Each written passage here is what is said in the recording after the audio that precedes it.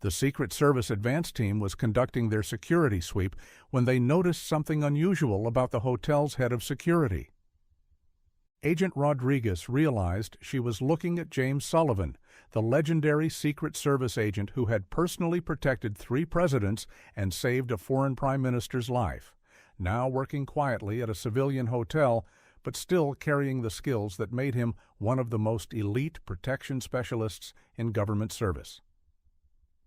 The Grand Meridian Hotel was the kind of establishment that attracted powerful people who required discretion. 5-star luxury in the heart of the diplomatic district, where foreign dignitaries, corporate executives, and government officials conducted business away from the public eye. The hotel's reputation for security and privacy made it the preferred choice for sensitive meetings and high-profile guests. James Sullivan had been the hotel's head of security for 4 years, and in that time he had earned the complete trust of both management and the most demanding clientele. At 42, he possessed the kind of calm, professional presence that made nervous VIPs feel safe and put suspicious behavior on notice before it could become a problem. To the hotel staff, James was the consummate security professional, always alert but never intrusive, capable of handling everything from drunk celebrities to potential paparazzi with the same quiet efficiency. His background check had shown federal law enforcement experience, but in a city full of former agents and retired military personnel, that detail hadn't seemed particularly significant. To the hotel's elite guests, James Sullivan was simply the reassuring figure who ensured their privacy and safety without ever making them feel like they were under protection. Senators felt comfortable holding sensitive meetings when James was on duty, and foreign diplomats trusted him to coordinate their security requirements with professional discretion. But what none of them knew was that James's federal law enforcement experience had been 10 years as a Secret Service agent, specializing in presidential protection, foreign dignitary security, and exactly the kind of high-stakes threat assessment that luxury hotels hoped they would never need but should always be prepared for. The skills that made James effective at hotel security, reading people, identifying potential threats, coordinating with multiple security agencies, managing complex logistics while maintaining an atmosphere of normalcy, weren't just good instincts. They were advanced protection techniques developed through years of safeguarding the most important people in the world. As James conducted his evening security briefing with the night shift, he was unconsciously applying threat assessment protocols that had been refined through protecting presidents in hostile environments, foreign leaders during state visits, and their families during both public appearances and private moments. At 8 a.m. on Tuesday morning, James received the call that would change his quiet career at the Grand Meridian forever. The hotel would be hosting an unexpected high-security event, a last-minute diplomatic meeting between the Secretary of State and several foreign ministers, requiring full Secret Service protection protocols. "Mr. Sullivan," the hotel manager said during the emergency briefing, "the Secret Service advance team will be here within the hour to conduct their security assessment. I need you to coordinate with them and ensure our hotel operations can accommodate their requirements." James felt his stomach tighten. For 4 years, he had successfully avoided situations that might bring him into contact with his former colleagues. He had chosen hotel security specifically because it seemed like a way to use his protection skills in a controlled environment, away from the high-stakes world of federal security that had consumed 10 years of his life.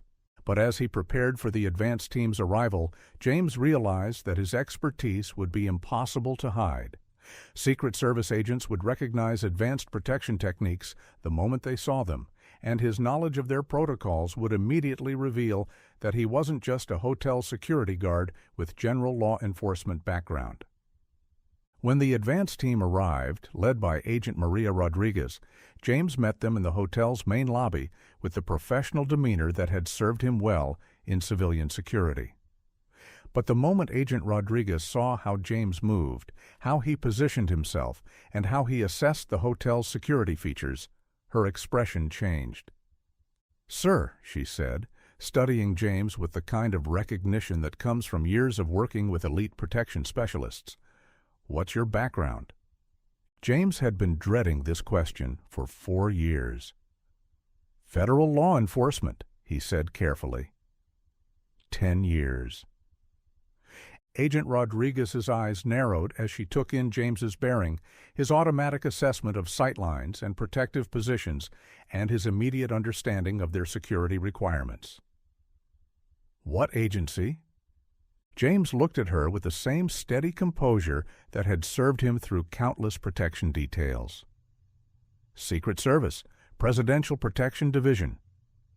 The other agents on the advance team stopped their conversation and turned toward James. In the protection community, Presidential Protection Division carried a level of prestige that commanded immediate respect. "James Sullivan," Agent Rodriguez said, recognition dawning in her voice. "You're Agent Sullivan. You were on President Morrison's detail, and President Chen's, and—" She paused, remembering. "You're the agent who saved Prime Minister Nakamura."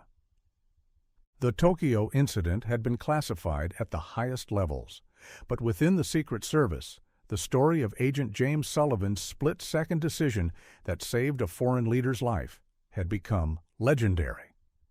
A coordinated assassination attempt during a state dinner, multiple threats, and James's textbook protective response that neutralized the danger before it could materialize. "That was a different life," James said quietly, but Agent Rodriguez wasn't letting this go. "Sir, with respect, that kind of experience doesn't just disappear. We're about to implement protection for a meeting that could affect international relations. Having someone with your background coordinating hotel security isn't just helpful. It's exactly what we need." As the advance team began their security assessment, James found himself automatically thinking like a Secret Service agent again. Threat vectors, escape routes, communication protocols, coordination with local law enforcement. Details that he had tried to leave behind, but that came flooding back the moment the situation required them. "Agent Rodriguez," he said, falling back into the professional language that felt as natural as breathing. "I've been studying this hotel's security profile for 4 years. I can walk you through every potential vulnerability and every tactical advantage in this building." Over the next 3 hours, James demonstrated why he had been considered one of the service's most effective protection specialists. His knowledge of the hotel was comprehensive, his threat assessment was sophisticated, and his coordination with the advance team was seamless. "Mr. Sullivan," Agent Rodriguez said as they completed their security walkthrough, "I have to ask, why are you working hotel security instead of continuing with the service?" James looked around the Grand Meridian's elegant lobby, thinking about the question he had been asking himself for 4 years.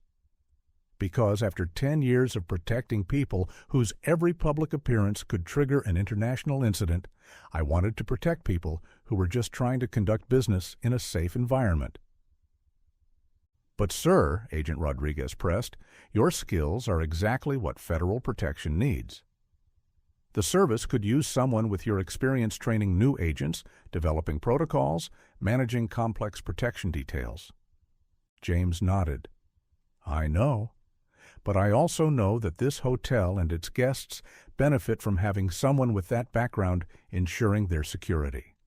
Maybe that's where those skills belong now." The diplomatic meeting was scheduled for the following evening, giving James and the Secret Service team 24 hours to implement protection protocols that would transform the Grand Meridian into a secure facility capable of hosting sensitive government business.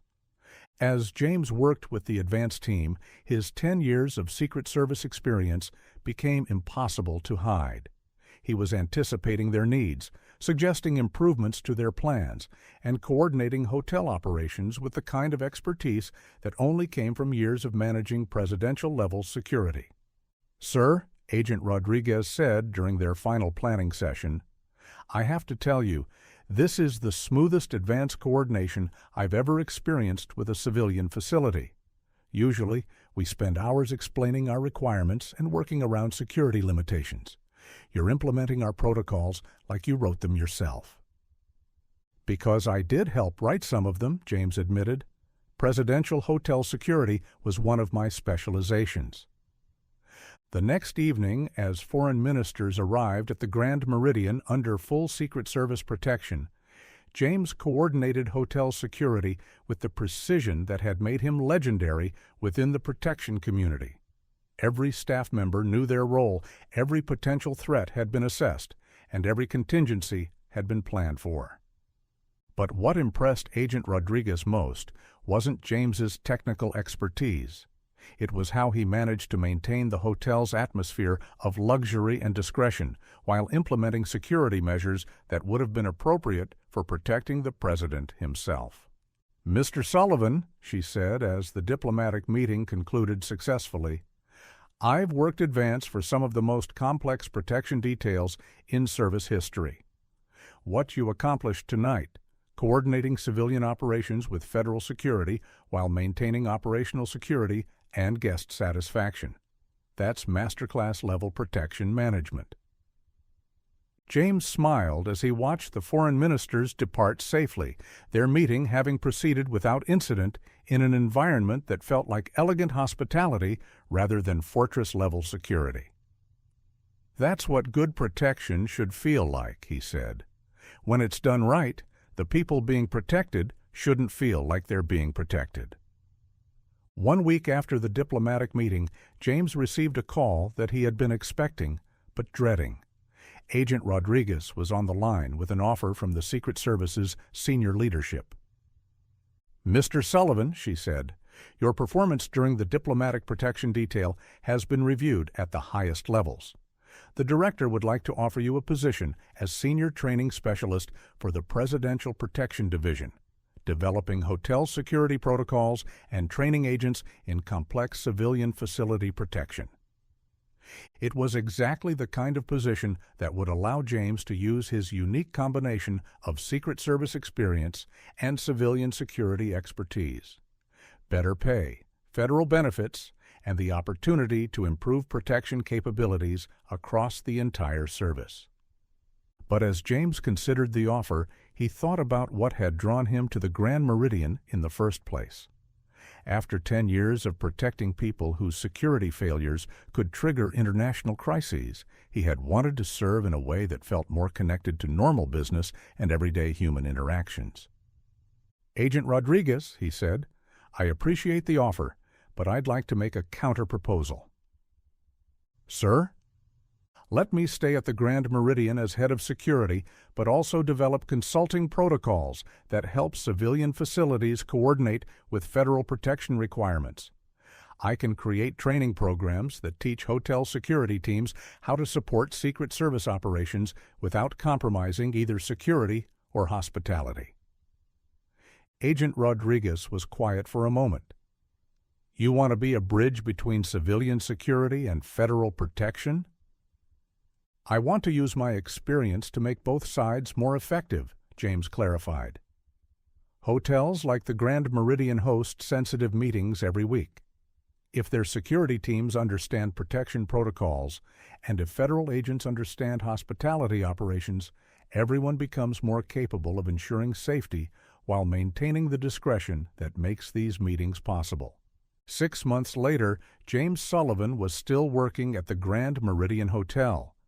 But he had also become something more, the developer of civilian federal security coordination protocols that were being implemented at luxury hotels across the country. On weekends, James taught courses in protection coordination, threat assessment, and VIP security to hotel security teams. He helped develop training that allowed civilian security to support federal protection without interfering with either operation. But the most important part of James's new role happened every day when he walked through the Grand Meridian's lobbies and suites, ensuring that powerful people could conduct important business in an environment that felt safe and sophisticated rather than fortress-like and intimidating. "Good evening, Mr. Sullivan," said Senator Williams as she passed through the lobby on her way to a private meeting. "Everything secure tonight?" "As always, Senator," James replied with the professional discretion that had made him trusted by both foreign leaders and civilian guests. Your meeting room is prepared, and we have appropriate coordination with your security detail. As he watched Senator Williams proceed to her meeting with the confidence that came from knowing her security was handled by someone who understood both the requirements of her position and the atmosphere appropriate for sensitive discussions, James reflected on how his definition of service had evolved. As a Secret Service agent, his job had been to create impenetrable security around people whose protection was a matter of national importance. Now his job was to help other security professionals develop the skills to provide sophisticated protection that enhanced rather than hindered the important work that powerful people needed to accomplish. The transition from federal protection to hotel security hadn't been about stepping down from important work. It had been about finding new ways to apply critical skills in service of the countless sensitive meetings, private discussions, and confidential business that allowed democratic institutions and international relationships to function effectively. Today, if you stay at the Grand Meridian Hotel, you might notice that the security feels different from other luxury establishments, more sophisticated without being intrusive, more aware without being obvious, more capable without being intimidating. The security staff move with enhanced situational awareness, coordinate seamlessly with federal protection when required, and maintain the kind of professional discretion that makes powerful guests feel comfortable conducting sensitive business. And if you look closely at the head of security, who manages these operations with quiet efficiency, you might see something in his bearing that suggests experience with very high-stakes protection work. James Sullivan looks like a hotel security director, works as a hotel security director, and serves as a hotel security director. But underneath that civilian role is someone whose experience with protection operations was developed at the highest levels of federal service. Sometimes the most effective security comes not from the most obvious measures, but from the most sophisticated expertise quietly applied to civilian situations. Hotel security might seem like a routine hospitality function, but when it's managed by someone with advanced protection training, it becomes something more, a critical capability that allows important people to conduct essential business safely and discreetly. The Secret Service motto is, "Worthy of trust and confidence." James Sullivan discovered that this standard doesn't end when you leave federal service. It evolves into new forms of protection that serve the broader mission of ensuring that democratic institutions, international relationships, and legitimate business can function in environments where security enhances rather than restricts the important work that needs to be done.